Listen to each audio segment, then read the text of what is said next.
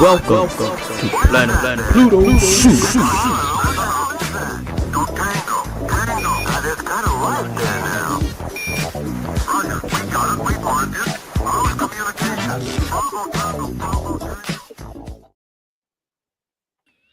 Bravo, bravo, bravo. Our little we got a new little intro. So it ain't had no beats or nothing. So I couldn't really come in like with my bars, like I usually do. Bravo, So bravo. it ain't had no Tango, beats. So tango. I'm gonna have to make it up. You know what I'm saying? Bravo, bravo, bravo. Whoop, whoop. Tango, tango, tango. Hey. What's happening, blacks? How you guys doing out there? Happy Black History Month from your homegirl, Adosha Wright, aka Key Lolo. And y'all know what's happening. It's about to go down tonight. That's right here on Planet Pluto Pseudo. You got me, Ladosha Wright, aka Lingear Key Lolo. And then right over there, you have the one and only Cheryl Morrow, aka not the, but the. It says the, but it's really the Hair Oracle.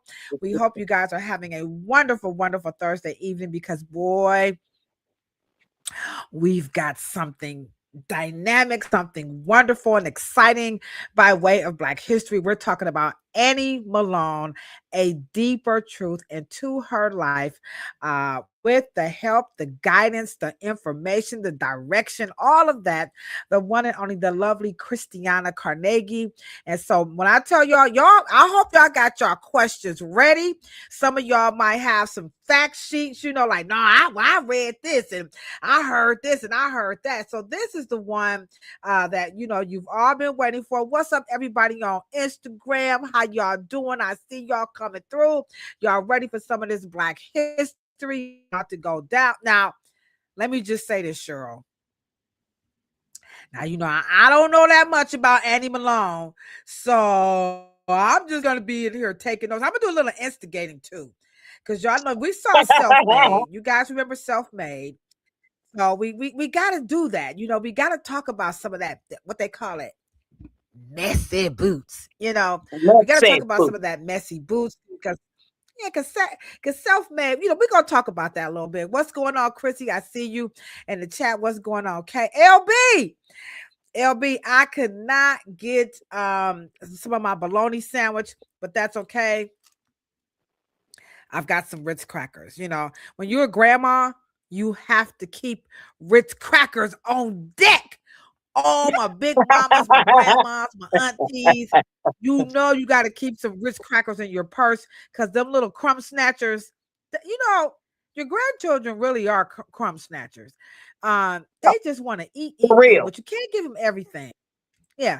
And you got these new fancy parents like, don't be giving my baby no yeast in it and no sugar. I don't want no carbohydrates. They when you pull out Ritz cracker, Ritz crackers, they be like, okay, well, she can eat some Ritz. He can have some Ritz. So they'll bend for Ritz. But sugar, parents don't want their kids. We gave our kids, yeah, see? You thought it was pepper, girl. You can't give these kids no sugar. These parents today, these new fancy parents, they do not play. Don't feed my baby no sugar. They don't want their kids having Gerber. They got all these conspiracy theories out here. You know what I'm saying?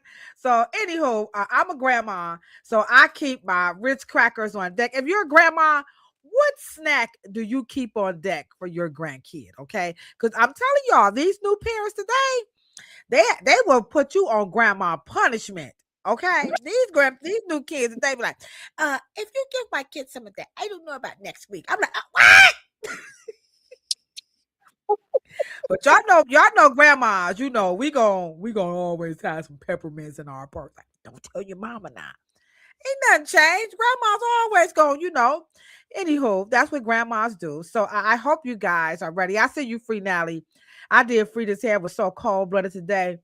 Hey, y'all, I was in the salon like this. Look, I was going like this. Look, Cheryl. I love you good. Yo, get it, Dosha. Oh, get it, Dosha.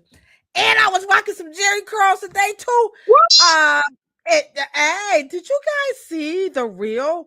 That's those reels that's taking place on social media where the Chinese are getting their curly perms for the Lunar New Year. This is part of What their is that about? celebration. Yeah, so curly hair I need somebody to fact check this. If anybody, got some time, go ahead on before we bring the lovely Kristiana. Because by the way, she's fine. Y'all know we don't bring no ugly people on this. I'm telling you, but ain't no ugly people. All ugly people be quiet. What y'all know about Cash Money? Y'all don't know Yeah, nothing so about that. and ain't no ugly people on this podcast. This woman, she's Not at fine. all. She looks really good, so she's ready for y'all. But yeah, somebody fact check that. So so the Chinese, they get the curly perm. So the curly perm, the curls like represents like the abundance, for the new year. You know what I'm saying? So y'all can fact check me on that. When I ain't got time, I might have to check it, when we got a little commercial break or something like that. But anywho, so I did some curls. I did me a cold wave perm today, in honor of Dr. Willie Marlin. I hooked up Free Nallie's hair. I was like curling it and everything. I'm telling you, Rochelle, I was like this. I be stroking. That's what I be doing. I be stroking, Speaking of stroking, we got some hits. By the way, before we bring Kristiana in, y'all know every Thursday, you see the perms and them with the afros, girl. I'm telling y'all. Yeah, Now, yeah. I'm looking it up now. Can I tell them what you said before I go over our 3 disco hits we bring in Kristiana? Go ahead. I'm gonna say because y'all know I'm a little chicken sometimes. I'll be gangster, but then sometimes I'll be a chicken gangster. Y'all know what I'm saying? Okay. So Cheryl said that why come when Chinese people put a curly perm in their hair, they still Chinese. But when black people put a curly perm in their hair, they trying to be white. I'm just saying, this is Planet Pluto Pseudo. In case you guys are wondering what the French toast and bologna sandwich have I scrolled upon, this is America's favorite podcast about Afro hair. Tonight, we're going to be discussing Annie Malone, a deeper truth into her life with the one and only Kristiana Carnaghi. I'm LaDosha Wright, a real-life cosmetologist. I'm a Famisi certified master colorist. I'm an author. Anything about Afro hair, I'm your girl. Then right over there, you got Cheryl Morrow, a.k.a. the Hair Oracle. She's a cosmetic trichologist. She's an author. She's also at the heiress to the California Curl Empire and so many other things. We do so much stuff, y'all. We'll be here all day just talking about our accolades. Half the shit we make it up. But anywho, it sounds good to the book. I'm just trying to tell you, when you on these podcasts, you got to be about it. You know what I'm saying? So speaking about it, 3 years ago, a few years ago, 1975, that is. Y'all know Cheryl loves disco, okay? So y'all want to know what was the hit 3 years ago, okay? I had Chrissy look this up. So me and Chrissy looked it up when I was knocking out Frida's curls, you know what I'm saying? The number one hit 3 years ago, I will put up a clip, but I got all of Kristiana's pictures, so I can't put nothing up. So I'm going to use my phone. All right. We got Diana Ross. What is it? Love Hangover. I got the sweetest hangover.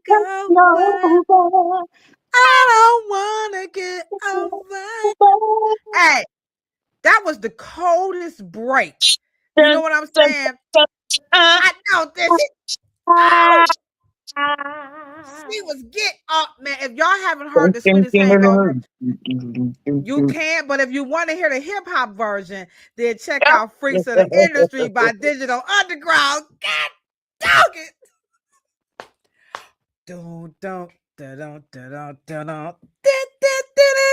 That was my shit. Rest in peace, Shock G. What y'all know about Freaks of the Industry? All right, the next hit. All right, y'all ready? Cheryl, let me see if you know the words to this one. Johnny Tyler, baby.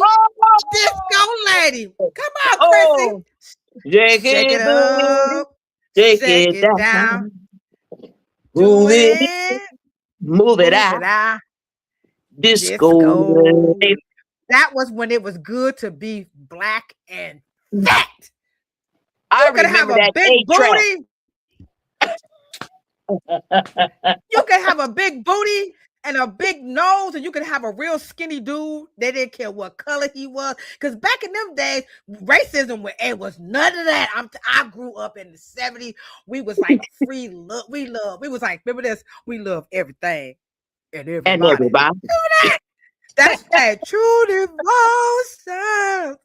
That was Earth, Wind, and Fire, baby. I'm trying to tell y'all better hit that thumbs up button. It's going down tonight with Kristiana Carnaghi. We're talking about Annie Malone, a deeper truth into her life. And I'm telling y'all, we about to get it to y'all, okay? Baby. All right, okay. That was this the last hit, all right?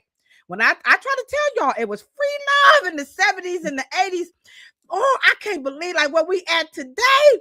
What is just on it, y'all missed That's why it's my favorite era. That's why it's my favorite music. I'm sorry, y'all. Kristiana would be like our cousin, which she is, okay? So, I mean, today, I'm sorry about this idiot that's running this thing. Y'all missed it, because the #1 hit in night. What Chrissy? What year was that, Chrissy? Hold on, Chrissy. Chrissy just got 75. It was Chrissy says, "Stop, don't you messing." I'm a little excited. I'm waiting for Kristiana to come in. I'm trying to not be so excited, baby. Okay, it was 1976. Okay, here was another hit in 1976. It was, I'm talking about love. We love everything and everybody. Here you go. Here you go, Cheryl. You see it? Oh, shake, shake, shake. Shake, shake, shake. Come on. Shake your booty. Sing it. Hey. Shake your booty. Hey. Oh, shake. That white boy had, baby. Casey be shaking that hair. He could do no wrong. He could do no wrong. He didn't care.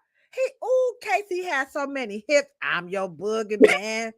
Hey, that's what I am. He said, look, what he say? That's what I am. He didn't care. I'm here to do what he say, Cheryl. Whatever I can.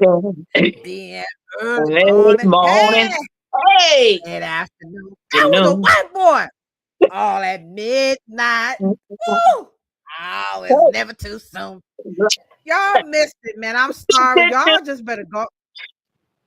That's right. Y'all just go on and pull up some Don Kirshner's Rock Show right here on YouTube, and y'all check out Diana Ross, Hangover, Casey and the Sunshine Band, Shake Your Booty, and Johnny Taylor's Disco Lady. And I promise you, your life, you will feel so good. I mean, almost as good as my excitement in bringing in Kristiana Carnaghi. Y'all like the way we kind of building y'all up. Y'all like, oh, wait a minute. So Kristiana is a disco lady. All right. After tonight, y'all gonna want to shake y'all booty, you know, and then y'all gonna have so much knowledge. Y'all gonna have the sweetest hangover. They ain't want none. They weren't ready for the Carnaghi. Y'all, we're not talking about the Carnaghi melons. Okay, this is a whole nother Carnaghi. Okay, y'all ready? Y'all ready to learn about some Annie Malone? Because I know I am. We got our questions ready. I got about 1,000. Y'all gonna be like, would you just shut up, Kilolo? I'm telling y'all. I want you got now. Y'all know when we got company in the house, ain't nothing changed. Don't y'all be acting up when we bring in Kristiana Carnaghi. What's going on, Fred? I see you. Oh, Fred, you looking good on Instagram. Everybody, when we get off, y'all go follow Fred Cook #1 on Instagram. He got body. I'm sorry, Fred. I'm just saying. I'm just telling the truth. Anywho, you guys know how we welcome all of the wonderful guests here on the Afro Hair Science YouTube channel, and tonight we are on Planet Pluto Pseudo. This is real. This is no fake.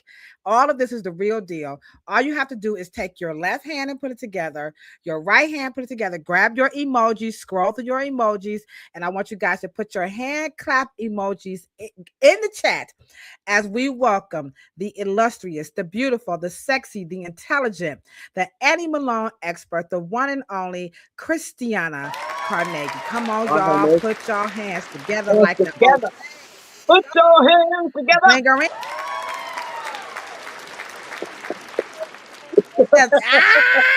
Ow! I told y'all she was fine. I tried. Look, when my teeth get finished, they're gonna look like Kristiana.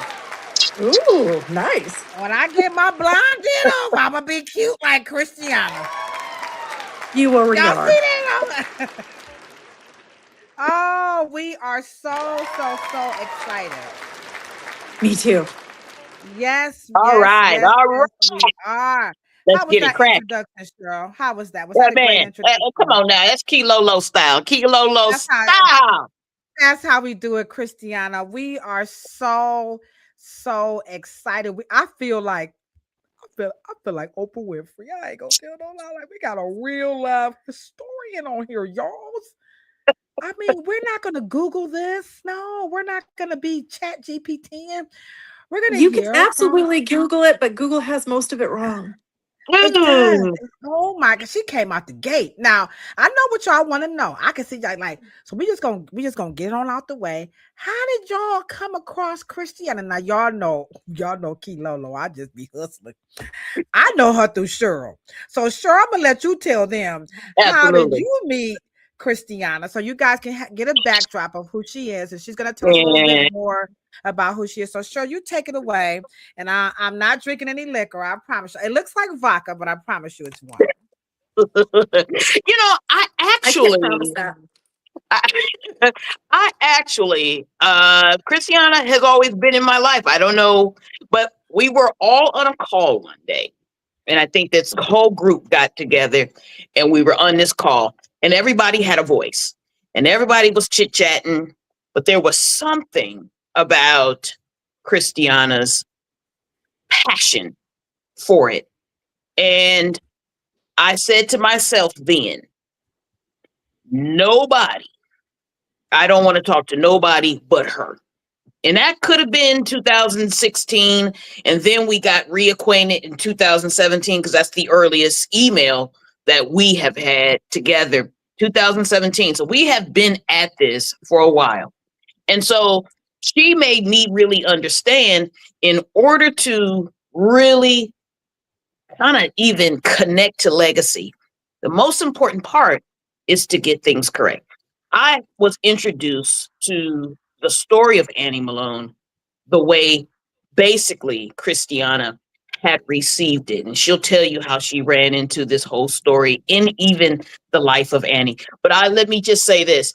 I can't say enough about how important this particular podcast is, because this is about legacy correction. This is not Yes. about disparaging, but it's about getting the facts and the information right. So you guys are in for a treat.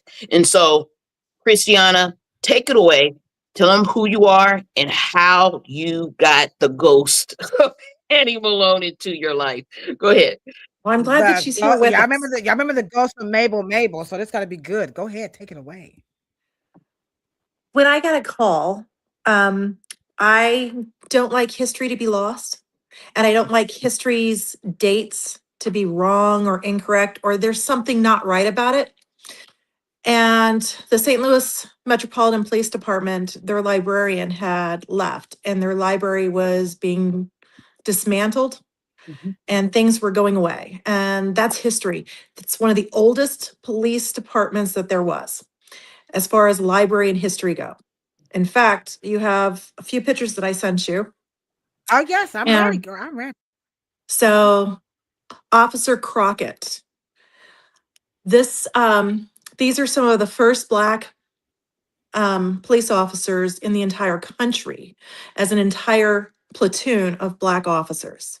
St. Louis City Police Department had them, but why? It was for the people, by the people. Annie Malone made it happen. I didn't know it then. I got a phone call asking me about Annie Malone. Well, Annie Malone, as far as I knew, was part of the orphanage, the Colored Orphans Home in St. Louis. And that's what she was known for. There's a parade for her every year. That's what I knew her as, not as the hair care industry tycoon that she was. And not only that, but she managed many different parts of the industry. For every obstacle, she had a solution. She didn't sit around and talk about it. She made it happen. And I had no idea who she was. Never even heard of her, except for she's with the African American colored home here in St. Louis, the orphanage. That's what they have, a parade to benefit every year. That's all I knew. And Wow. she was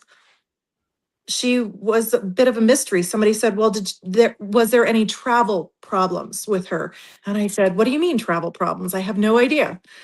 And she became this mystery that I had to find out more. And the more I researched her, the little information that there was a book by her relative, John Whitfield. And that was a great book to start at. And he had some great information. However, it wasn't accurate. It wasn't correct. And there was little sprinklings here and there. The building of Poro College had been dismantled and destroyed. It no longer existed. But why was somebody erased? That was my biggest question. Everything that she made was erased. However, I was a Mary Kay representative for a while. Mary Kay had this giving. There's a huge atmosphere of Mary Kay. I know a lot about her.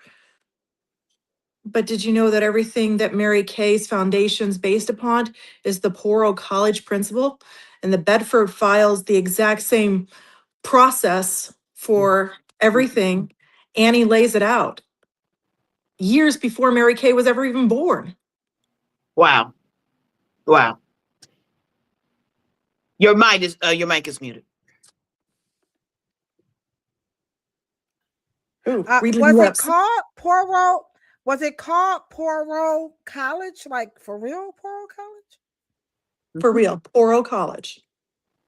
So that was, she had Poro products first, which is what she sold here in St. Louis at the biggest, largest congregation of African Americans in the entire world had ever seen. So at the 1904 World's Fair here in St. Louis, Annie had decided that this was where she was going to make her debut for her products. I mean, you had the most amount of African Americans in one spot. You're not having to walk miles and miles to get a hold of people to show them how to take care of themselves, how to take care of their hair, how to basically uplift and elevate themselves.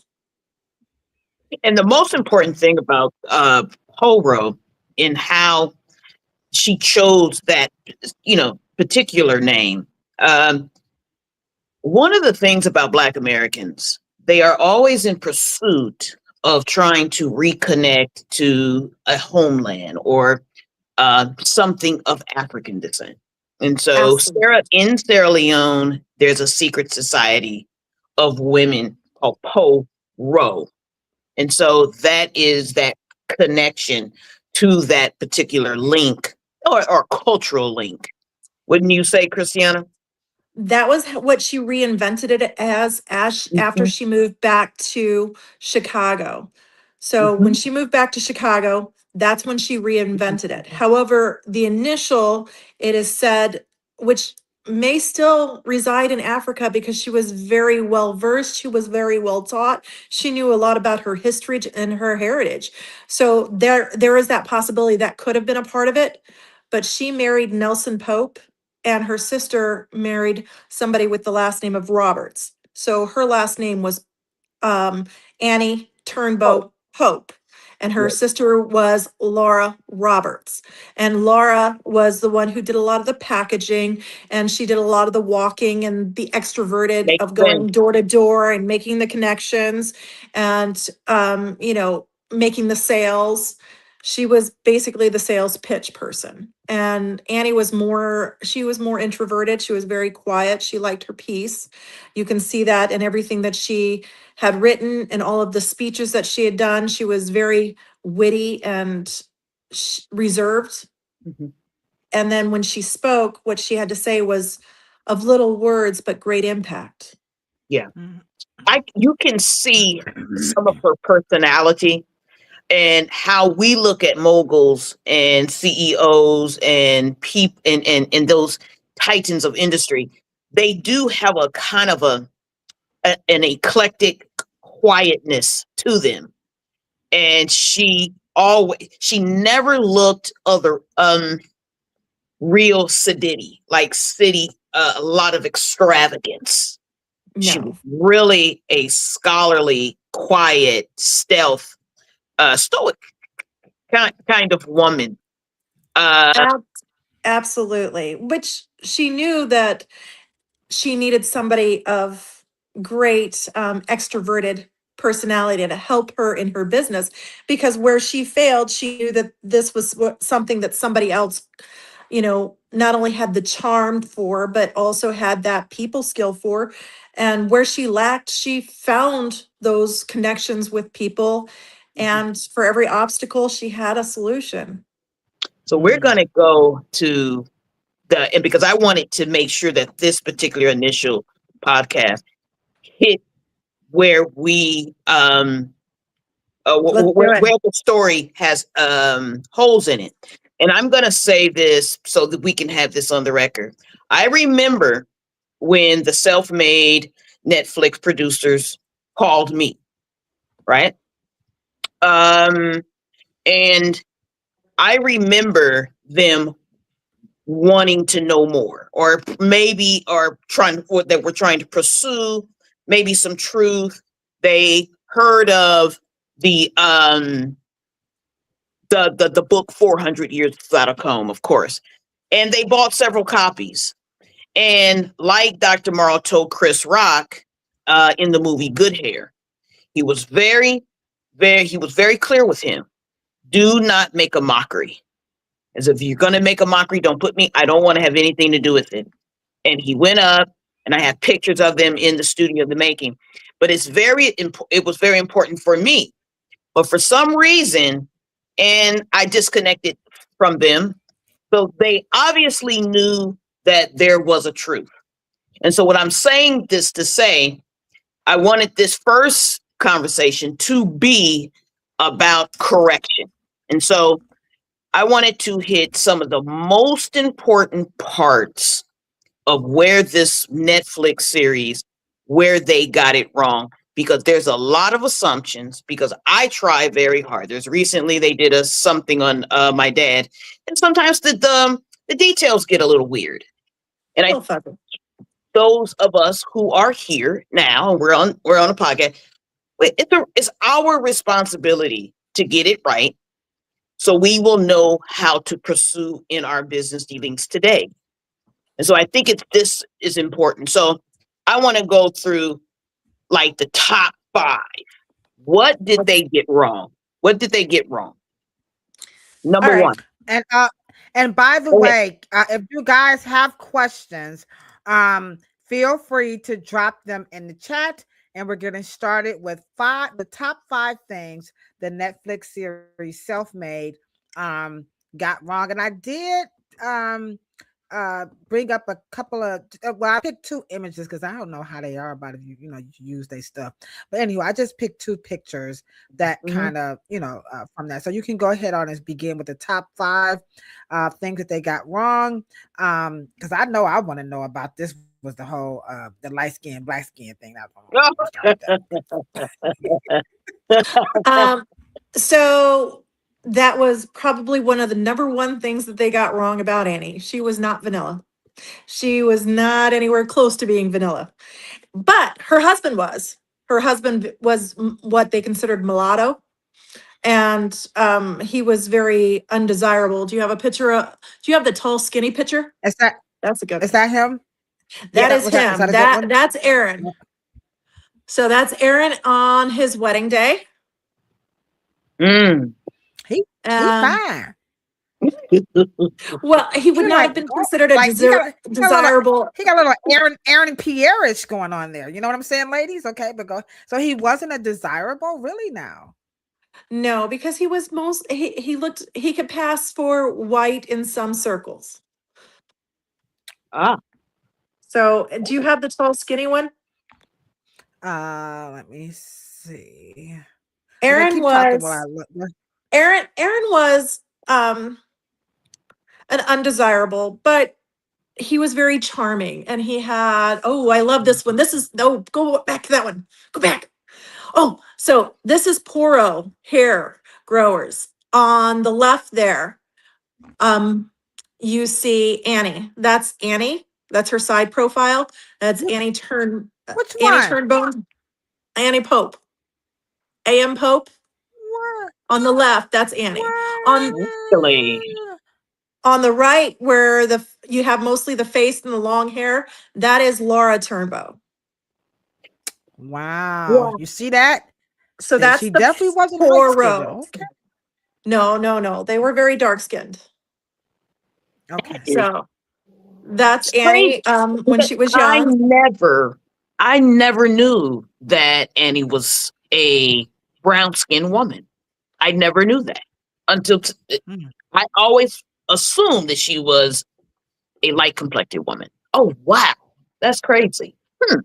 No, they just when she had her pictures Mm. done, and most of those pictures, they had a bright light on her, which shined on her face, so you could Mhm. see her as more of a light skinned person.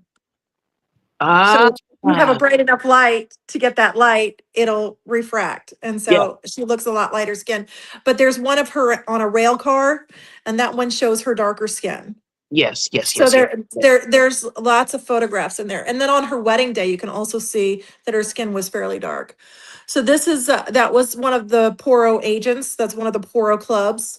And you could see that most of the girls there were not wearing all the same clothes. So many of these girls were just coming out of ignorance and poverty, and they're trying to learn a new trade, trying to elevate themselves. So they had, just like in the Mary Kay Ash Foundation, you have to have your clothes pressed and you have to have them clean and you have to clean the dirt from underneath your fingernails. These were all part of the Poro way. These were all part of the things that Annie had said, was part of her process for selling and representing yourself to elevate yourself. Mhm.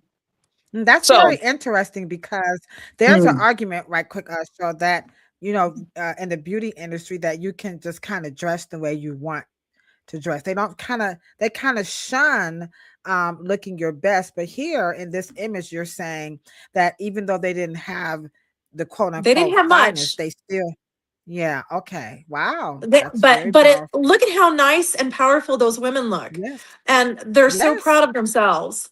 Now, in those pictures at that time, they were told not to smile because that was just an undesirable look to have the teeth showing. And most people didn't have dentists and healthcare, so they might have had missing teeth as well. Ah, wow, wow, no wow. comment. Shut up, y'all. Mm. So, Wow. so at the number one was that Annie and this whole setup between her and Madam Walker, that there was a light skin, dark skin, and how self-made really made this division in complexion. That And would have been so, a complete fallacy. And wow. also, Annie never would have talked down to anyone. Sure, she would, every one of her speeches are about uplifting and being better. It wasn't about, beating anybody down. It wasn't about, saying anything negative. It was about a kind word. It was about giving and uplifting Mhm, everything that she mhm, said. So mhm. that spin off on that type of the personality from everything that you read in every one of her court cases that she herself said, and every one of the quotes and comments from any of her newspaper articles, everything is about uplifting, about a kind word, and giving. Those are Mm, like the three top things that she not only had part of her, but was like embedded in everything that she did. okay. So So I want second, to hit, can I hit this rivalry? number two, Yes. ladies and gentlemen, The rival. please. Here is the truth about the rivalry. Hit it, Kristiana. I'm gonna let you go. Just go have it. Go have it. Please get There this is right. hands down no evidence that I have seen anywhere that Madam C.J. Walker and Annie had problems. First of all, even in Self Made, they admitted to the possibility of Madam Walker using Annie Poro's products. Well, if that's true, Annie took hundreds of people to court to protect her legacy and her products. Wouldn't you think that she would have taken Madam C.J. Walker to court unless she let her use them? However, I do know that F.B. Ransom, Madam C.J. Walker's attorney, was Annie Porro's attorney's best friend, Homer G. Phillips. F.B. Ransom, Homer G. Phillips. Two peas in a pod. They loved each other. They were best friends, besties. Hello? Anyway, when you have these two attorneys, one is Madam C.J. Walker's, one is Annie's. And they're But best there's friends. there's no lawsuits between the two of them. So that seems to be a fallacy. That seems to be something made up for the world. And I can further prove this, that in coming back. Okay, so Annie and Madam C.J. Walker in St. Louis on I believe it was 1919. Just before, so April 1919, just before Madam C.J. Walker died, less than a month before she died. Annie and Madam C.J. Walker, Sadie, were trying to build up and Okay. doing a lot of philanthropy together. Where do we get the name Sadie? That's important. Sadie Breedlove is Madam C.J. Walker. Madam C.J. Walker is Madam Charles Joseph Walker. Can somebody bring up a picture of Mr. Joseph Walker? Let's go there. That's kind of hot. Okay. Now, which one was Joseph Walker? Oh, Joseph Walker is the guy with the crazy looking head. Is he in? Not in No. that one, but it's in those. It's in that file, in those files. It's But you're in getting those. closer. Okay. Let me keep talking, and I'm gonna see if I can find There's a that woman next to him named Octavia. Octavia was Mr. Charles Joseph Walker's wife, and she passed away around the turn of the century, which is the 1900s, not the 2000s. Just in case you're wondering. So Charles Joseph Walker was this huge media man. He was also he was a bigwig, hot to trot, kind of fancy Ah. pants. Okay. And And Charles, was that the deacon? he was a that is Annie and her husband Aaron. Yeah, wrong picture. It's the one. There's two ladies underneath at the bottom. Yes, Anyway, very.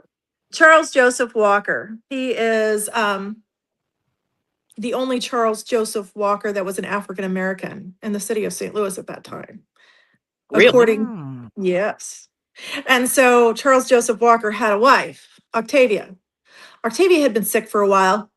And right around I want to say she passed away around 1902 or 1903, from my recollection.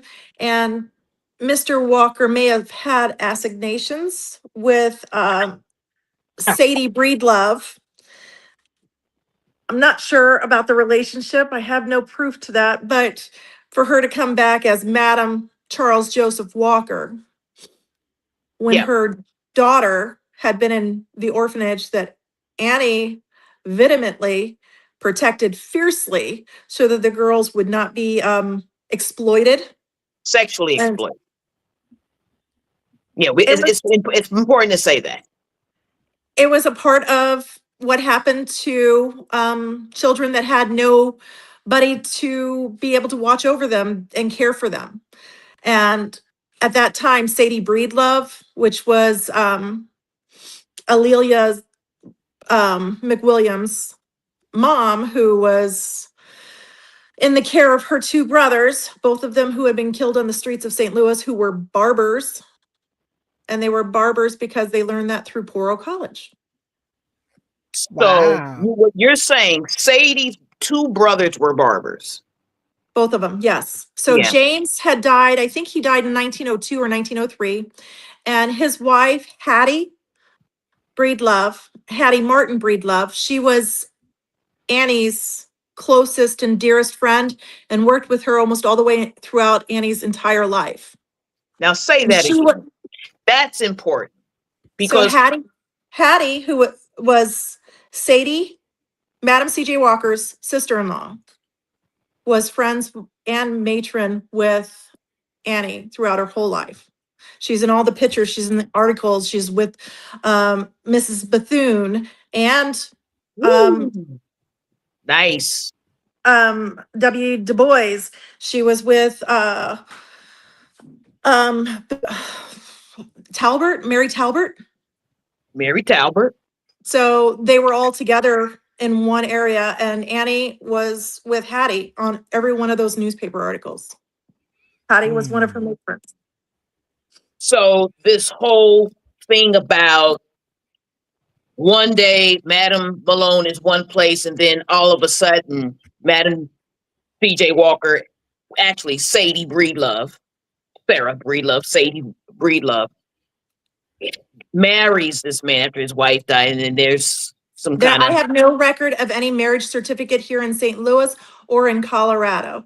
Now, I know that the family of Madam C.J., the adopted family of Madam C.J. Walker's descendants have said that they got married in Colorado.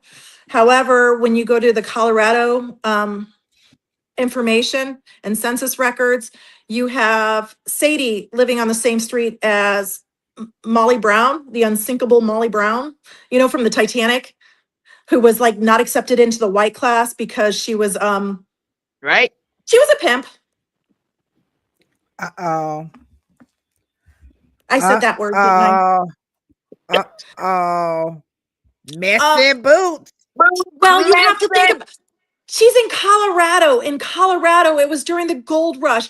And, you know, men are going out there to Colorado, and there was a lot of need for women to be there to service the men in Colorado. But when you look at the census records, there's not a whole lot of women in Colorado. And so selling beauty products to women, you can't make $1 million, and you certainly can't come back as an entire new person without the help or investment of somebody else. And Mr. Charles Joseph Walker probably would not have acknowledged Sadie at that time. And for some reason, while she was in Colorado, there was a. So are you saying, wait a minute, let me interrupt. So are you saying that there's no proof that Madam C.J. Walker married C.J.? Charles Joseph? No. Charles Joseph, no. I have no proof of that. I've seen no proof of that. I can't find it. So if it is out there, I would love to see it. But however, I have not. And in the AME church bulletin that I had sent you with Charles Joseph and his wife Octavia at the very top of that page next to each other, it says that he did not marry Mrs. Walker. And at that time, she was already passed. So it would have been in there as, you know, his second wife, or there would have been some sort of information at that time, because that was printed after in 1926. So that would have certainly been part of that information in the AME church bulletin for that annual and that remembrance. All right. So that's the third thing that Self-Made got wrong. Wow. Okay. All right. So what else? What is there another one show that sticks out to you in Self-Made? Go ahead. Number four. I want to make sure, is there, so this all of a sudden, because we know that how Sadie Breedlove, aka Charles Joseph Walker's wife, Madam C.J. Walker, okay, which is not her, that's her, I guess, taking on, because one of the things that I want you to also talk about, women could not have control over their money, and they had a lot of restrictions. So being married was part of their business strategy. Speak on that. Well, it's not necessarily a business strategy. You couldn't have a business out without having a man. So you were not allowed to, whether you were white or black, it didn't matter. Right. You couldn't have a business without having a man, period. Mm-hmm. There's the suffrage movement and the silent march. So is that why he's on some of her Good question. her advertisement, to show that she had, she had a husband. I don't want to say significant other, because that's how you was legit as a female. Correct. So Annie, by having Aaron, when Aaron obtained the property that Poro College was built on, there are court records because there were many white people that said that he did not obtain it legally, but he had given the people that he purchased it from, he gave them, they can stay on that property for the rest of their life until they died, that they would have a home for them, which was kind of like a nursing home, or this would be their guarantee that they're not going to be put out on the streets and left to starve to death. So him purchasing this product, there was a big court hearing with Aaron Malone about that property on Ferdinand. And that was so important for him to be able to acquire that property. Annie could not acquire the property. Why? Because Wow. she was a woman. Oh, wow. And So you know what? I remember. the other property on Pine Street was her brother's. She may have run her business out of it, but she had to have a man. Nelson Pope and her were together. And the reason why she had Nelson Pope was to be able to market and sell her products during the World's Fair. Without him, she would not have been able to get that kind of a license. Makes sense. Mm, mm, mm, mm, mm. And That and is and so. and Ooh-wee. and one of the remarkable parts of this story is because they were doing things that most women are not accomplishing, and women have made some tremendous strides. They were doing basically things that we're doing today, and they couldn't do them.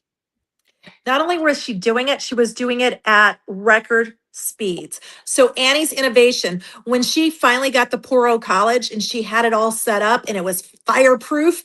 And when I say fireproof, I mean that they had installed some beautiful watering systems in there so that if there ever was a fire, that it could be quickly extinguished. This is her lobby here. If you look, that's Frederick Douglass. This is the entrance of Poro College. This was actually during the Let me go Rainbow back. Wedding. Hold on. Oh no, you can stay right there. That's the Okay, Rainbow Wedding just after that. Oh, I okay. love that place. Wait a minute. Hold on. Okay, Rainbow Wedding. Now, what is Rainbow Wedding? Can you see that there's lots of people of different colored skins there? In fact, that's Mayor Wow. Keeley right there, that fat guy on the right. That's Mayor Keeley. He's the mayor of the city of St. Louis, and this was a wedding where both black and white people attended, which was unheard of. But not only did she have this, but she had it at the rooftop garden where people could not sabotage or poison her spices and her herbs that she needed for her products. You can't poison it if it's on top of the roof. And you can't build something to block out the sun either. Now, Wow. most people are saying, "What do you mean poison?" But I want to go back to one Ever thing. had a neighbor that you don't like, and then you like sprayed some sort of a fertilizer, and like all their grass like died? I didn't do it to any of my neighbors here, but you know, you can poison people's food easily that way by putting So some. she had constant death threats and constant impediments, people wanting to stop her. And speak of some of those assassination attempts. Oh, Mm. she had just got finished speaking at a university, and the nurse at the university, who was one of the university heads' wife, was walking through the university just after Annie had spoke. She was stabbed 6 times. Lord. But less than, I think, 2 weeks later, Annie picked up 150 employees and moved from St. Louis to Chicago just after that. That was after the divorce. She tried to convince Homer G. Phillips to come with her, and he did not. And in 1931, he was murdered on the city streets and also stabbed in the same way that the nurse was stabbed at that university. Yeah. Mm. Very hard time. How did and why did Why is there no information of Sadie Breedlove moving into the pole role? Why do you think, especially, and I'm going to just say it, what was the motivation for even Alelia Bundles, who has the great granddaughter kind of, I call it a scam. I'm just going to say it. Oh, But what what is the falsehood of not understanding that Sadie went into to go through the training of Poro? Why do you think that that is one of the reasons the bundles just cannot get that story right? Their own admission, they admit to a lot of things. And through every lie that there is a bit of truth. And in there, she says that she started out with $1.50 to her name. With a woman who has $1.50 in her pocket, who's a laundress, she washes clothes, a washerwoman whose hair is falling out, who may have had some sort of a relationship with a very prominent media man who's affiliated with the AME Church, which was the big church and all these upscale proper things. But Alelia, the daughter, Alelia McWilliams, whose father had died, whose uncles are now dead, who's now destitute and living in an orphanage. So she was in the census records as being part of the orphanage for at least 6 days a week. So 6 days a week, she's living in an orphanage. Right. In the census records, that's what it says. And suddenly she can Satan's afford to go to daughter. a private Making sure. school. Right. Now she's suddenly being able to be afforded to go to a private school. Somebody has to pay for that. And I guarantee you that a man whose wife is just passed away, who's got children of his own, is not going to pay for somebody else's child to go to a private school. Not happening. So there had to be a woman who was involved in this orphanage, who had deep pockets, who found a love for not only Sadie, but maybe Hattie's sister-in-law, and wanted to care for them. Somebody had to have an investment in Madam C.J. Walker and the little girl Alelia, to be able to provide the education so and wait, the are you direction. trying to say that Annie Malone took in Madam C.J. Walker and Alila Bundle? Ooh. Hattie was the sister-in-law, and Hattie was living with Annie throughout her entire life. Hattie Breedlove. Look it up. Hattie Martin Breedlove. Go to the census records. Look it up. There's a So relationship between those two women far beyond hair care. That's the absolutely. point. Absolutely. It was I'm like you, Frida. Well, damn. Boy, I tell you, where we weave, when we And, lie and we deceive. and we have to really understand too, what was the source of these women's problems? They were, Sadie was a laundress. It's proof. She didn't come out of the thin air and then all of a sudden become a millionaire in the history of what we're talking about. That is not how that happened. Go we need ahead. to take a few steps back. So before Sadie was a laundress, before Alelia McWilliams was ever born, Sadie, just before her 10th birthday, was orphaned by both her mother and father. She had to go live with some sisters of hers who moved to a place called Vicksburg, Mississippi. You can look about Vicksburg, Mississippi, and you can know that there was only one thing that ever happened in Vicksburg, Mississippi during that time. One thing and one thing only. They had no market for any type of products. They had no farms and other things that they were doing as far as sales and trading. There was one thing happening in Vicksburg. What was it? Look it up. What year was that? Vicksburg, Mississippi. What year? So 19. Vicksburg, she would have been there and she was born in 67. So she was there in, 77, 80, 1880. 1880. All right, guys. So I'm looking it up. type in, Vicksburg. type in 1880 Vicksburg, Mississippi, jobs for women.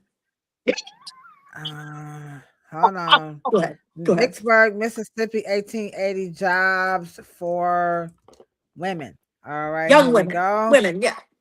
Young women. Deeply divided by race. What's it say? It's saying lingering primarily domestic services, agriculture. Oh, Domestic service. Domestic service. Wow.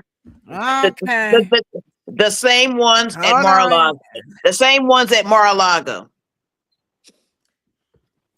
There wasn't a The whole same lot ones happening. at Epstein Island. I was getting there. I'm seeing it. It was a whorehouse. Oh my! Let me pull it up, y'all. Let me just let y'all see. It's not good.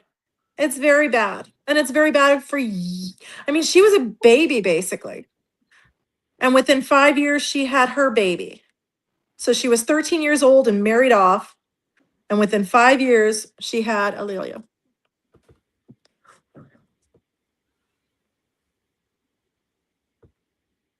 And that is extremely important to me to get this particular relationship corrected.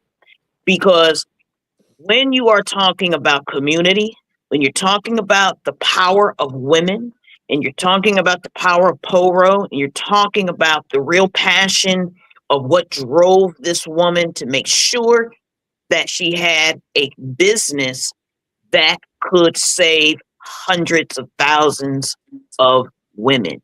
What was that for? To make sure that women were not susceptible to having a domestic and a sex worker job. Or that is the main source of their income. And so I'll say it and I'll say it again.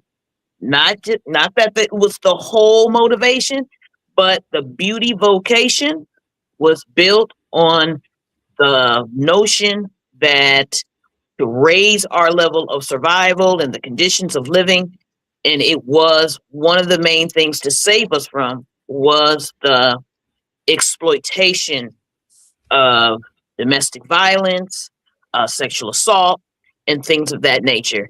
And that is the foundation of the beauty vocation in terms of being an agent, selling beauty products. And It's that's fun. the It's problem. fun. And let me just say this. I'm going to come out of this right quick. But now notice, Kristiana asked me to look up Vicksburg, Mississippi jobs for women. She did not say women of color. She just said for women. But you guys can go look at this up for yourselves after the live. It's pretty much started off with for Black women. Everything in here is all about what Black women had to do for white women, and like she's saying, some some prostitution because of that, what was happening in that town. If you look further down, they talked about the white vigilante groups. So wow, I just wanted to just point that out. You did not mention anything about Black women, but when you Google this, it's telling you what was happening to Black women.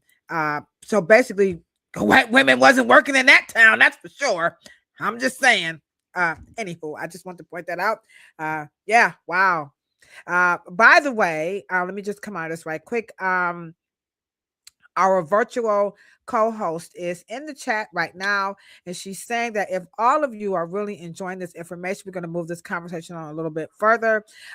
She says now is really a good time. Show them what they need to do to help change the narrative about Annie Malone, and of course, this deeper truth into her life with the lovely Kristiana Carnaghi. Let's do this right quick, guys.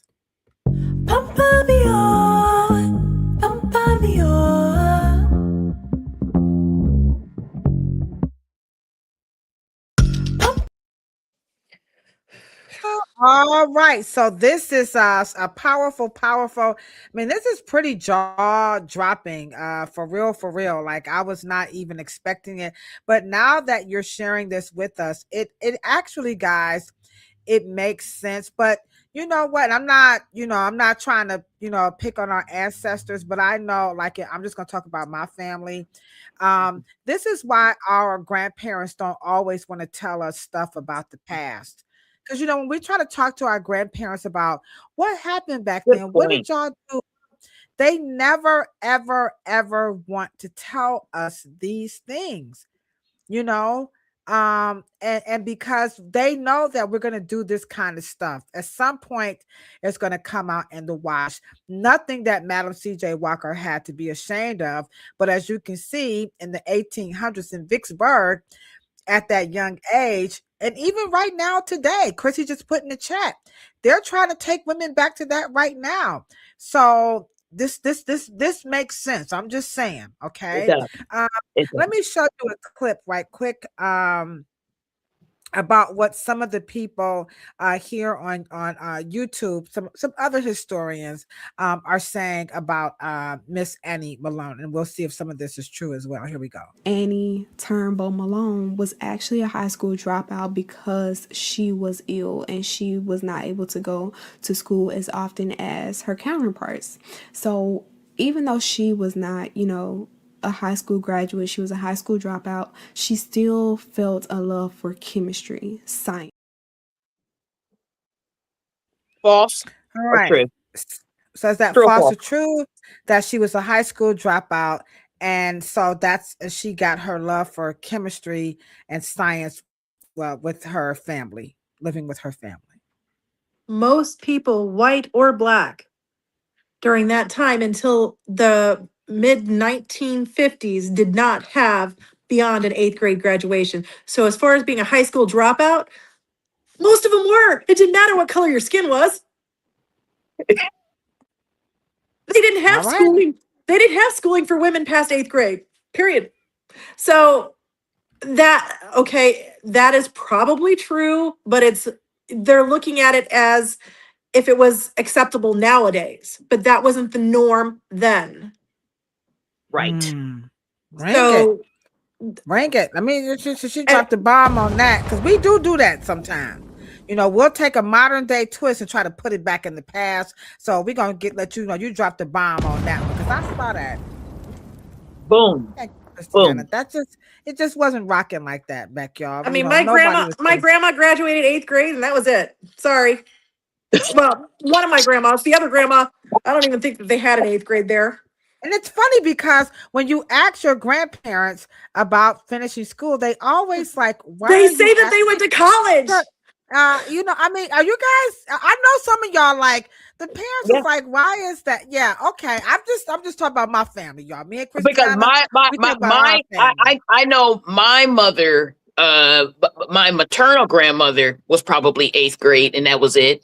And I know my father's mother was only 3rd grade. So yeah. That was Y'all tell you saying the same thing. So as you guys can see, wow, this everybody's from a different part here in the United States, and we all are pretty much sharing that we've had the same types of conversations with our parents. And Kristiana is doing a beautiful job in helping us understand things just wasn't like the way it is now. So we appreciate you so much for helping bring this. Erica said her dad had a 7th grade education, and it's funny because today we act like we don't even want to be educated, and our parents, it wasn't even an option. Did y'all hear what the lady said? She just said that really. Anywho, let me play another clip, and especially women. Yeah, go ahead. Let me play another clip, and this one is about the name Poro. Okay, here we go.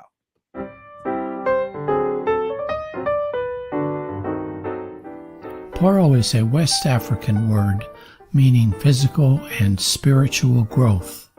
Due to the growth in her business, in 1910, Turnbull moved to a larger facility on 3100 Pine Street. Malone, by then worth well over $1 million. Built a 5-story multi-purpose facility. In addition to a manufacturing plant, it contained facilities for a beauty college, which she named Poro College. Poro was the name of the college that Annie Malone started, that she built. She built a college for black women, for cosmetologists, for black cosmetologists. And she wanted them to learn the trade, but she wanted them to give back to their communities by service. Wow. So now this is coming from the Indiana Library. That's from their little archives or whatever there. So the name. And I Poro- believe that was Dr. Freeman who was talking. Yeah, it was Joel. Yeah. I was like, I think that's Dr. Freeman's voice. Okay. Who's Dr. Freeman? Do tell, ladies. So Joel Freeman, he and I were associated. He's the one who associated me with Cheryl, I believe. I think so. Yeah. I think that's how the connection came to Cheryl. So and if you guys ever look up Joel Freeman, he had a long-standing course, and it was called A White Man's Tour into the African History. He literally taught white Americans, and just his collection is fabulous. I feel honored that I picked that without you guys even know. I feel real Puerto Rican. I'm just glad I could figure out that it was his. I feel real Puerto Rican. Okay. Okay, so tell us about the name Poro. Tell us clean that up a little bit. College. Yeah, tell us about Poro again, and then let's talk a little bit more about these schools. We got the school here. We have some beautiful pictures here that you shared with me about this college here, because and the reason why. Yeah, go ahead, and I'm going to come through. Go ahead. Let's go ahead. So Poro had to do a reinvention just after her messy, nasty, horrible divorce with Aaron, who jumped out of a 2-story window and later was found in Illinois. And that's how he signed off on the divorce papers. But that was after they had a receivership and a dirty judge named Hartman and a guy by the name of Forrestel, who was an attorney who tried to take over Annie's company, who was the attorney for Aaron. And when he jumped out of that window, he was screaming, "They're trying to kill me," and this and that. So apparently Forrestel and Hartman later on, as time went forward in time, the one was disbarred. The other one was a nasty, terrible fraudster that stole money and was an evil, evil person. So they're both nasty, terrible, rotten people. And they also are, I think, the reason for Homer G. Phillips being dead. Boom. Uh-oh.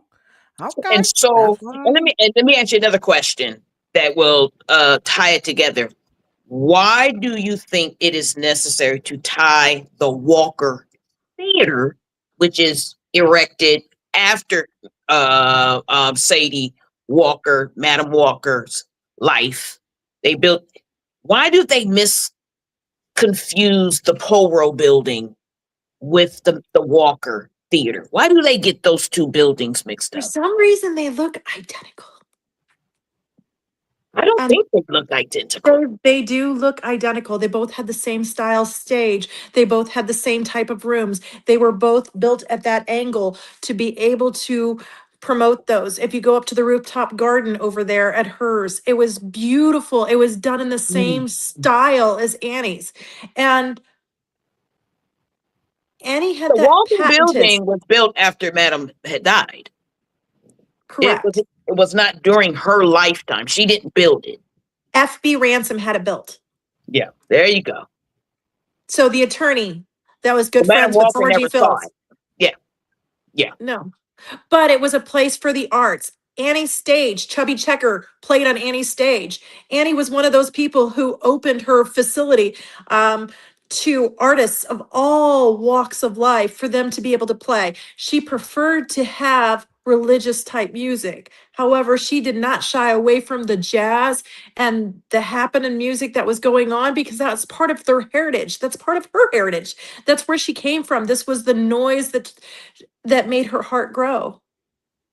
And so, and if we ever, you know, if we have Now some I trivia, do. what I gospel song was sure. written in Toro? What? Go ahead. Off the No, top of I have my, a picture. So that we can- oh, Mhm. please. You gonna put up a picture, sis? Oh, okay. Yeah, I got a picture so that everybody can see what you're talking about. Just to give you guys a visual. There it is. So wow, they do. They look identical. Wow. Okay. So over there on the first Here picture, is right next to each other. yeah. Yeah. So there's Portrayal College at the top. Then at the bottom, you have the Madam C.J. Walker Theater, which was built after Madam C.J. Walker passed away. Correct, Cheryl? Right. Absolutely. And when they conflate and confuse the two, they often give Madam Walker the bigger building. For some, Well, I don't know why they confuse the other one doesn't those exist two. anymore, so I can understand that. Yeah. And you know, because I'm a living heir, I don't understand why I would want to take someone else's legacy and make it my father's. I mean, that Alelia just makes Bundles is not a living heir of Madam C.J. Walker. She is the adopted daughter of Alelia McWilliams, who was the daughter, and she wasn't her great grandma Fannie Mae wasn't even adopted until she was 13 years old. So that was the same age that Sadie, Madam C.J. Walker, was married off to Alelia's. ironically. So I get it, but Fannie Mae Robinson, she had her own family in Indiana. Mr. Ransom set up this whole adoption thing, even though she had living relatives. Both her parents were alive, her brothers and sisters were alive. I don't I understand that did not situation. know. That Yeah, I did not know. I'm She had speechless, actually y'all. I living. am. She actually had she had living Fannie parents. Mae Robinson had living family at the time that she was adopted by Lelia McWilliams, Madam C.J. Walker's daughter. Well, what the So hell? wait, I'm sorry. Hold on. I know. Wait a minute. Hold it. Wait a cotton picking minute. Now let me just take. So you're telling me that the modern day, I'm because I gotta get you. So the modern day Put Alelia us up Bundles big. is Mhm. okay. I'm sorry, sure. So the modern day Alelia Bundles Who is a is descendant from is Fannie is Mae. the is from the adopted daughter of Madam C.J. Walker, Correct. who was But thank adopted God that herself. All right. thank God that she made this investment into Madam C.J. Walker. Otherwise, nobody would know who she was either. She did make that investment. Right, She did. right. So wait, let me say it She again. Hold on, yeah. wait. Let me get it. She Let me get trying it. to Let me get go the back. Okay. lineage right. Go ahead, keep Lolo. I'm trying to get it right. Get it right. Let me get it right. So Aaliyah Bundles, the one that we see today, is the Dr. Bundles, actual. yes. She's the descendant of the adopted daughter of Madam C.J. Walker that Annie Turbo Malone took all of them in to help them out. Correct. You know what? Okay. I didn't disappoint. I reloaded. Y'all better hit that motherfucker plucking thumbs up button because you're not going to get this anyplace else. And this is what makes this America's favorite podcast about Afro hair, because there you have it, the pure and unadulterated connection to all of it. And you know what? It actually makes really good sense. She was never married to Mr. CJ. She really had to do something strange for some change, because that's just what was happening back then. Education for none of them women was not really an option, because it wasn't an option for any woman back then. Men were controlling everything, their money, everything, because the laws said that women could not have a cotton picking thing. No pun used on a cotton picking.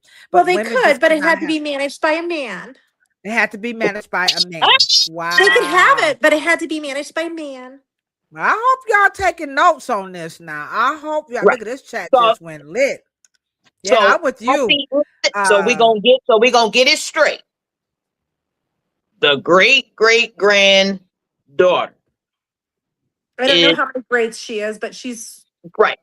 Right. She wasn't them Is great. not a blood relative. Let's get that straight. not that I know of.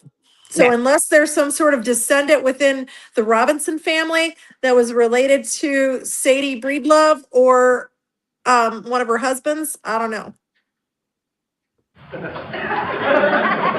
What you talking about, Will? so I in couldn't this, resist, Cheryl. I know you couldn't. And the Thank reason you, why Kai. this Thank you, Kai. and the reason why that is important because it makes the relationship of what Annie was trying to do, that makes it even more connected for me. Doesn't need to be blood so much, but it was passion. It was a love to raise the standards in living and to make women independent. Right. And let me Absolutely. just That go ahead. and can I just interject? For real, if there are any licensed professionals in the chat right now, what Kristiana is sharing with us is not far-fetched. Because as salon owners, how many people in our communities do we help and we never, ever, ever, ever tell anybody, nor do we want to. It's not even, we're not interested in who we give a discount, who we take care of, who we make sure they get the kids get their hair done for school, their clothes. We do so much of this stuff to this very day. All you have to put in the chat is I understand. So, Kristiana, I know that what you're saying about Annie Malone, it's got to be the 100% pure, unadulterated truth, because in our industry, we still do this to this. And I'm not going to say no names, but I know Dr. Morrow Come on now. has taken in some young people, male and female, and Yes, yes, have sir. Taught made them the trade. sure, yes, Taught them the and trade to give them a better life.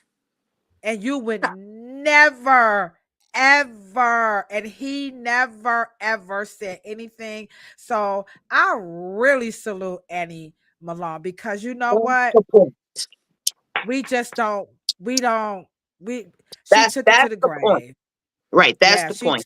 And she gave took her a that. certificate, gave her a Wow. diploma, gave it. Now, it's very hard for me to get it. All of a sudden, you ask the Indiana Historical Society where her Poro diploma is, and it just all of a sudden it's so hard to get. You know. Go ahead, Kristiana. Because sometimes Wow. it's easier to lose the past than to face the past. That she Wow. from a background, and when that woman gave her a completely different class of life.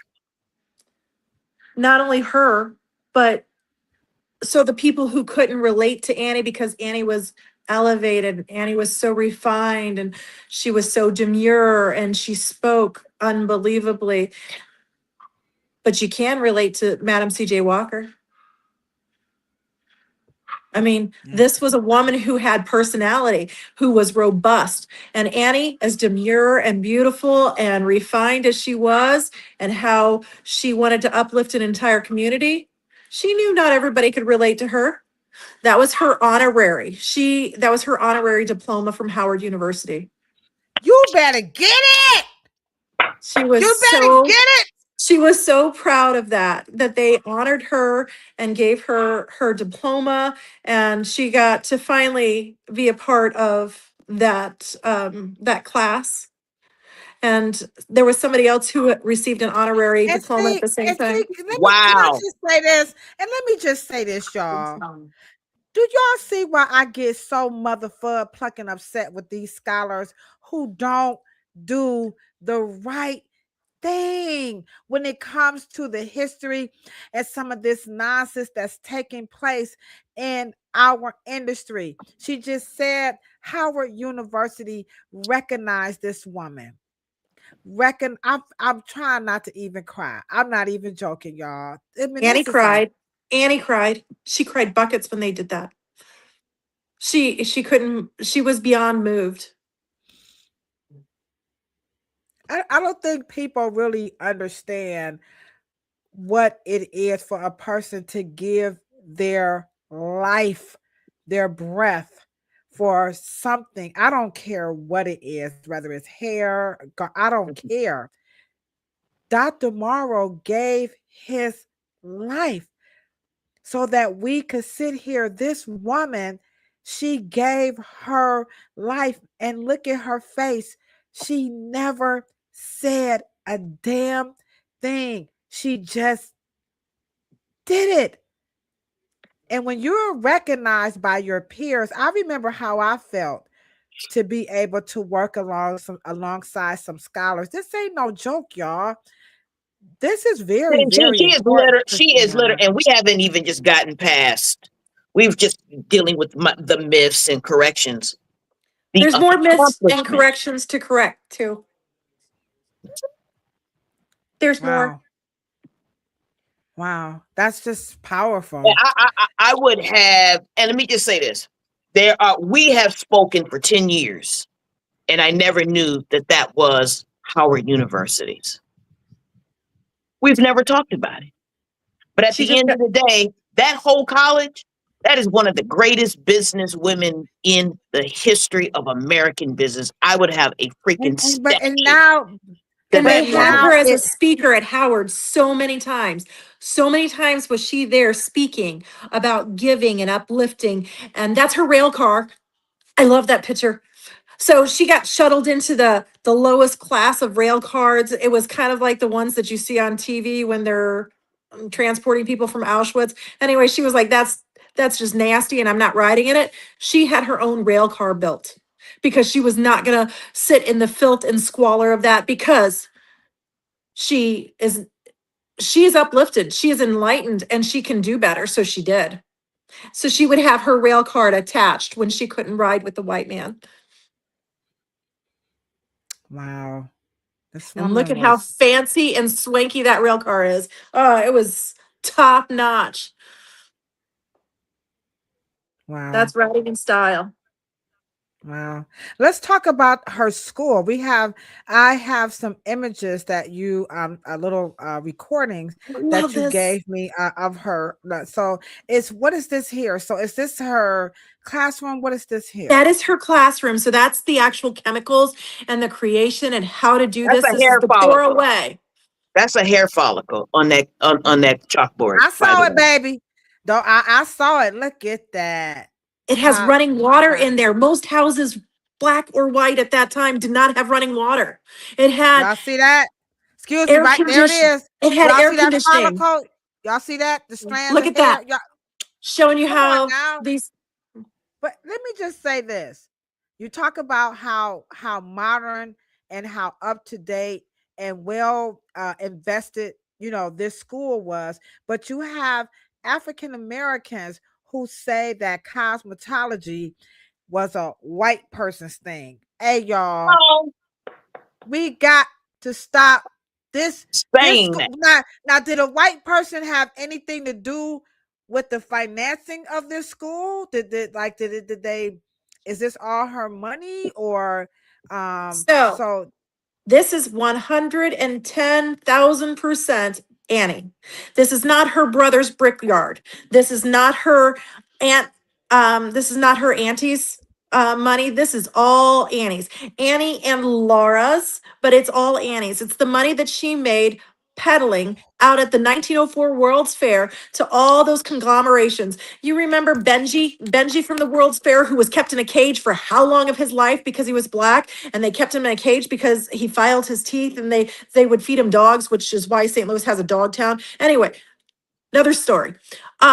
Yeah, they kept people in cages at the 1904 World's Fair. And they kept him in cages for a long time. So that when he was finally released from the cage and said, "Oh, you're free." Well, now he doesn't have food. Nobody taught him how to get food.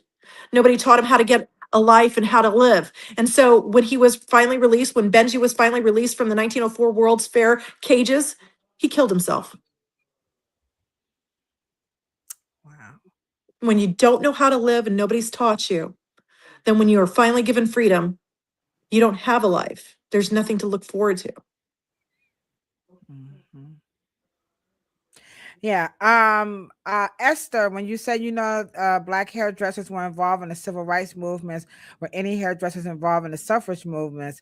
The silent parade, Yeah. absolutely. Oh, The God. silent parade. Tell them about the silent Oh. parade, baby, and Oh, why. man. Esther, And we did that. Madam come on, C.J. Walker and her and Mary Bethune-Cook. Baby, listen. Okay, I'm sorry. Go ahead. Madam C.J. Walker is with Annie at that. they were in. And why did they wear white? With Mary Beth Bethune. You can see them in the pictures. They're in there. They're all right there. Why did they Come wear on, white? Esther. Because black Thank and you, white Esther. photographs. Well, why did they wear white? Come on now. Black and white photographs don't show blood from people throwing rocks at you. But if you're wearing white, guess what? That blood's going to show. Somebody throws a rock at you, that blood's going to show on your white dress. They won't throw a rock at you if you're wearing white. It was all about the stance. It was all about the presentation. You think of it as a beautiful thing, but there was a reason for it. They didn't wear black because when you get hit with a rock and it's a black and white photo, the blood stains don't show. But if you're wearing white, they do. Wow. Unbelievable. Wow. Y'all hear that? Unbelievable. Esther, by the way, for those of you who are new to the platform, Esther T. Jones. Baby, when I tell you I love you, Kristiana, this young lady here who asked a powerful question, she is the reason that you are on this platform because she liked the podcast. In the beginning, it was just Shirley and I just acted, we were just going off on motherfuckers. So I'm just going to tell the truth, okay? And Esther said, now, you know what, you ladies are all good, but you know when we make this a podcast, just a little bit, y'all need to get some people on the back with y'all saying up. Esther, I love you. I love you, Esther, and thank you so very much. And this is really working out. Kristiana, you are really rocking our world with the wearing of the white and the whole depiction. And that's the thing, guys. And when we think of how we should carry ourselves, it's so associated with vanity. But as you can see, what Kristiana is saying, vanity was the least of these people's situations and after they was not even thinking about that. They didn't wear white and we weren't regulated. And we weren't regulated. So we can't keep saying that whatever we were coming up against in terms of cosmetology was a business offer to Snake oil products, not to learn how to do hair. We got into the arts of beauty culture to be able to sell and make a living. So retail and hairstyling is to go together. It is one and the same. So regulation in cosmetology, schools and all of that came later. It was a business transaction and a contract. You signed it up to be an agent. It was not about state licensure. And they only got the license because they wanted to make some money, not because they wanted to protect you from the snake oil. Right. Let's clear that up real quick. It was because they want that money. Because the schools were making lots of money. Annie, in 1923 and 1924, she paid over $40,000 in taxes in just 1 year. Highest paying tax person in the state of Missouri. When you think about that, you have to think about how many hundreds of thousands of people were in the state of Missouri. How many white people? You had August Bush from the Bush family. You know that beer? Here you go. They didn't pay as much taxes as Annie Malone did. Annie Malone paid more taxes than Augie Bush. Damn. She paid. So when you're talking about how big was Annie, she was bigger than the Bush company. She was bigger than Boeing. She was bigger than GE. She was bigger than any of those companies. Anything that was St. Louis, she was bigger than it. She paid more. She made more money than any of those people. So people who say that she mismanaged her money, she didn't pay her taxes. No, she paid her taxes. However, if you keep slapping somebody with taxes after taxes after taxes, you're going to bleed them dry. You are just sucking the life out of them. So her mismanagement or not paying her tax, no, she paid them. But Madam C.J. Walker also was in default for not paying taxes. But some of those taxes were illegally assessed. They weren't taxes that they should have been paying to begin with. It's not like they had the tax courts of nowadays, which even those tax courts are still a little like, ooh, okay. And you have to go through a lot You of. didn't have income tax until the 1913, 1914. Well, and No, they pay. no. That's the Federal Reserve. You didn't have. I don't think you had income tax until after what World War She was One. paying property taxes. She was paying some sort of income tax at that time because all the taxes that were assessed against her, when I asked for the tax records from the state of Missouri, they only gave me the fact that she paid over $40,000 in 1923 or That's on her 19 do y'all for the year do of y'all know how much 1923 in 1924. oh my do y'all know how much money that was? Oh my God. Oh my God. And these people up here introducing the SAVE Act where they want y'all to you gotta prove that you're a citizenship. That's another word for poll tax. Are y'all seeing what's happening? Do y'all see what's really going on? Anywho, all Now, I can say you it's are also really now. dropping the bomb. Yeah, can you now make the correlation of who and why did the Madam C.J. Walker first self-made millionaire? How did that get screwed up and attached to Madam C.J. Walker and not Annie Malone? Hit. Alelia Bundles will double down on it every time and say, I know. Well, I know differently. And I know from her own mouth of Madam C.J. Walker herself. Madam C.J. Walker was not a millionaire by the time of her death in 1919. She very clearly wrote a letter to F.B. Ransom on March 4th, 1918. And in her own words, she denied being a millionaire. She claimed and measured her wealth of her real estate holdings to be of hundreds of thousands of dollars. Period. Period. Period. Not in the millionaire. She specifically denies being a millionaire to FB Ransom, her attorney. And she says that she is in the ballpark of hundreds of thousands of dollars. So that's a great amount of wealth. And it's nothing to be ashamed of. Of course. And I'm not even sure that Madam CJ or that Annie Malone was the very first millionaire that was African American. There are other millionaires in California. There's two of them, and there's one in Arkansas near the place where the nurse had gotten stabbed. Those women were also African American and they were millionaires. However, Hammer time. from her man. And then the other one, I am not sure how she came about her money, but she was also a millionaire. And we And it need was to in the stop. Yeah, this whole newspapers. first thing, I don't know why we so obsessed with that. As you guys can see, these women were working Unbelievable. their asses off. They really wasn't even trying to amass that type of a recognition. As a matter, I'm just gonna stop saying that. But we did. I got caught up in it. I'm just telling the truth according to proof. Here is another video about Miss Malone. Here we go. Here. She created a product called Wonderful Hair Grower. And with this product, she was able to improve the hair condition of many, many people.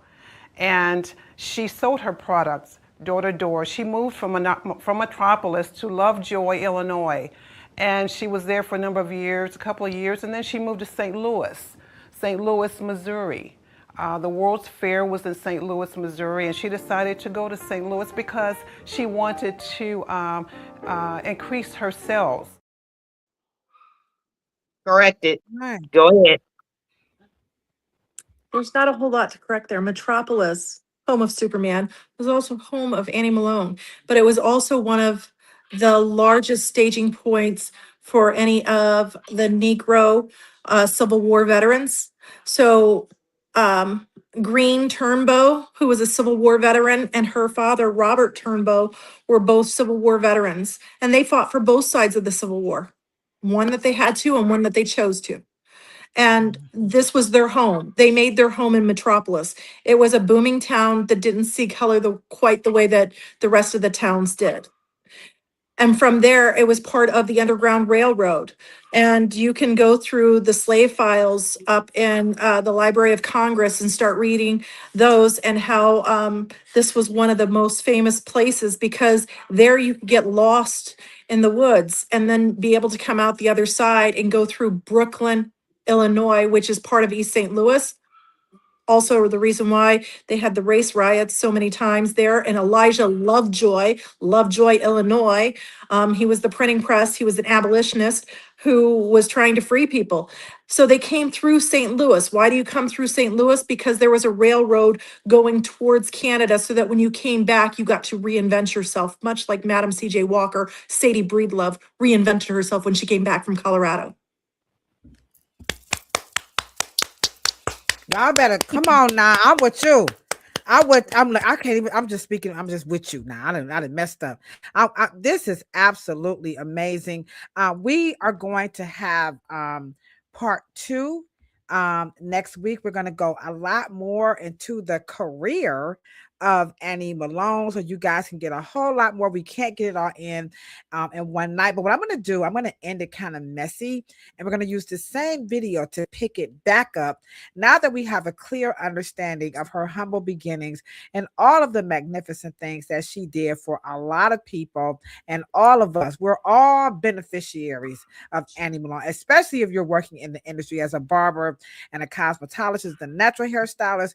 We all need to have a picture Josephine of Baker, Malone. Chubby Checker, they're all George from Poro. Clinton. There you All go. of them. Yeah. Wow. And there All from is Poro. so there is a very famous gospel song that was written in Oh, Polo College. yeah, I sent a picture. His wife and child had died. His wife and son had died, and I sent you a picture of it. It's in my files that I sent you. Okay. Well, Okay, we're gonna save that'd that. be We're gonna say trivia next we're week. gonna save that. We're gonna save that for next week. So I'm gonna play a clip, and you guys make sure you save the date and the time next week. Part 2. We're gonna go a deeper truth into the life of Annie Malone. So here's what they saying right here on social media. Okay, here we go. She's done so many more things, but I think that maybe one of the reasons why she isn't as well known as Madam C.J. Walker is because she got stuck with a bad man, and he took her for almost all of her money. Oh, no. Right. So the reason why she's not as well known as Madam C.J. Walker is because she got taken, all her money and everything. She got ripped off by a man. And so it's all now. This is y'all. Let me just play it again. Let me just show. It's right here on YouTube. I'm just saying. She's done so many more things, but I think that maybe one of the reasons why she isn't as well known as Madam C.J. Walker is because she got stuck with a bad man, and he took her for almost all of her money. Oh, no. Right. And she looks Lord, so credible. She looks so credible with her makeup and her nails. She's gorgeous. She's got her She's homegirl stunning. esque and And for the most part, I would agree. Most of the time, it is a man. However, Madam C.J. Walker and Annie, they didn't play that. We gonna stop right there. Oh, y'all want none? Y'all don't. Hold on. Sure. Here we go. Ain't nobody got time for that. We ain't got time for that. We ain't got time for no pseudo shit over here. So we keep trying to tell y'all why this is America's favorite podcast about Afro hair. If you are in the community of hair nerds, I'm going to take some snippets and all of this stuff and drop it in our community of hair nerds. I thank you so much, Esther. I saw you because this is where we're at over here. No fake stuff. We got the pure and unadulterated part 1 of Annie Malone's A Deeper Truth into Her Life. And boy, did we get it. Almost brought me to tears. I'm going to play a little small clip of the late, great Reverend Jesse Jackson. And Kristiana, if you could, as we get ready for you for next Thursday, if you can just share with us what this means to you to be able to share this information with all of us during Black History Month. And we so appreciate you. So let me just play this clip right quick, and then we'll have you close us out with your thoughts on how you feel about sharing this information with us. Here we go, guys. Poor, but I am somebody. I may be on welfare, but I am somebody. I may be in jail, but I am somebody. I may be uneducated, but I am somebody. I am black, beautiful, proud. I must be respected. I must be protected. I am somebody. I know.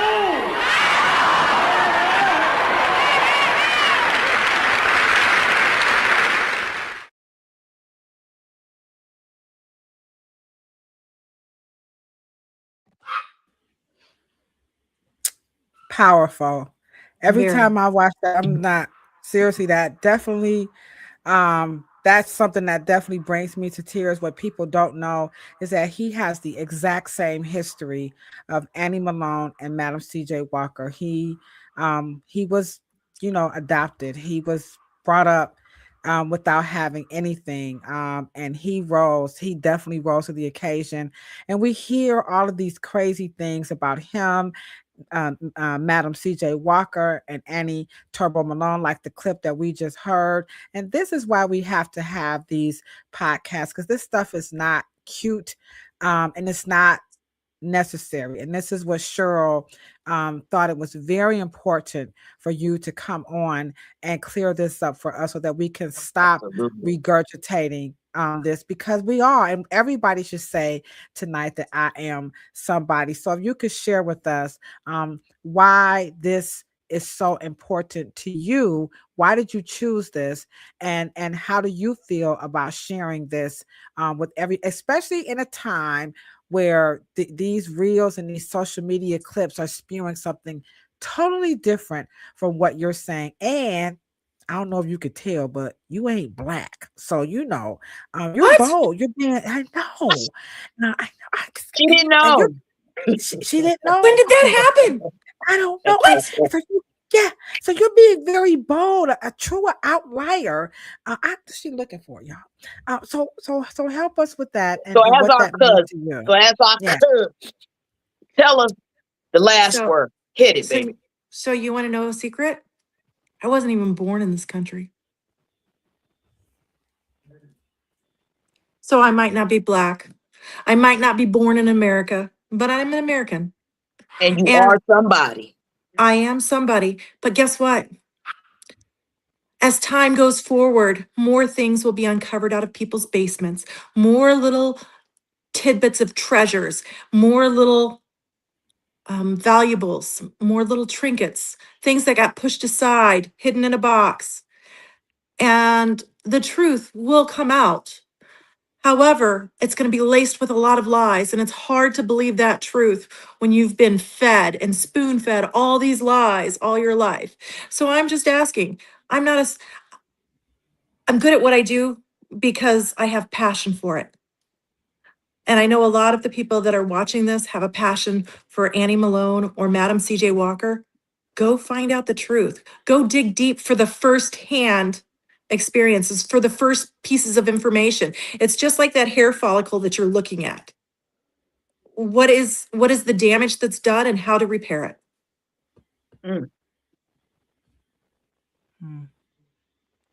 Mm. So I love Annie, and she had a giving heart. She has a spirit that couldn't be diminished or jaded or even dirtied through time. No matter what you threw at her throughout time, she still comes out being the person that she was to begin with. You can look at the picture. I don't know if you have her wedding picture. With all the I don't know if I have The one that, of her colorized wedding picture. Oh yeah, hold on. So that the nut edge, that's the one of her by the side of the road, and we had that one colorized, and I believe that that's Hattie Breedlove with her. I'd have to look just to make sure, but I believe that that's Hattie with her. oh my goodness. That is Sadie Breedlove, aka Madam C.J. Walker's sister. I'm pretty sure that that's Hattie with her. Yeah, they favor. Yeah. And that, but this is one of the reasons why our success depends on each other. It doesn't happen out of nowhere. So when women, even certain men, they face impediments and they face oppression, the best thing for us to do is to need each other. And that's how they did it. And that's why the story is so much more incredible. It's so much more teachable when we tell the truth that we don't just hatch. No, someone makes us, someone helps us, someone assists us, someone helps us, someone reaches in to us and put a string of light around our heart and say we can do it. And in the words of Jesse Jackson, sometimes it takes somebody to say, excuse me, you are somebody and I can help. And that is what hairstylists and barber stylists and natural hair people, that's who we are to our communities. And so, great. Thank you, Kristiana. Yes, we cannot. Everybody's in the chat. We cannot wait for part 2. We're going to go deeper into her career and learn a lot more about what she has done. Everybody here on Instagram, the King of Lock, Living in My Business Life, Mira Shaw, Moniqua, Nola, thank you so much for dropping some knowledge with us about that. Only 17% of immigrants during the early 20th century could actually even read or write. So there's so many wonderful people here on Instagram. Rashida, we see you over here. That's holding it down for us. And to everybody on Facebook, LinkedIn, and YouTube, we truly appreciate you guys. Yeah, we love you guys. And Kristiana, no words. You brought me to tears like almost twice here on this platform. Next time I'm going to get that tear. Yeah, you're a phenomenal woman. You're a force to be reckoned with. Oh my we God. value, we appreciate you so much. We cannot wait for part 2. And I'm gonna end this out with Dr. Jesse Jackson's I Am Somebody speech again, because brothers and sisters, he said that too. I don't know what this world is coming to, but with Kristiana Carnaghi in it, I think we're going to be all right. Thank you so much, Kristiana. You are truly an awesome soul. Thank you. Good night. All right, everybody, you know what we say? We're signing out, right? Yeah. We say good, better, best. Never let it rest until your good is better and your better is best. And we'll be back next week, same time, with Ms. Kristiana Carnaghi. Thank you so very much. Poor, but I am somebody. I may be on welfare, but I am somebody. I may be in jail, but I am somebody. I may be uneducated, but I am somebody. I am black, beautiful, proud. I must be respected. I must be protected.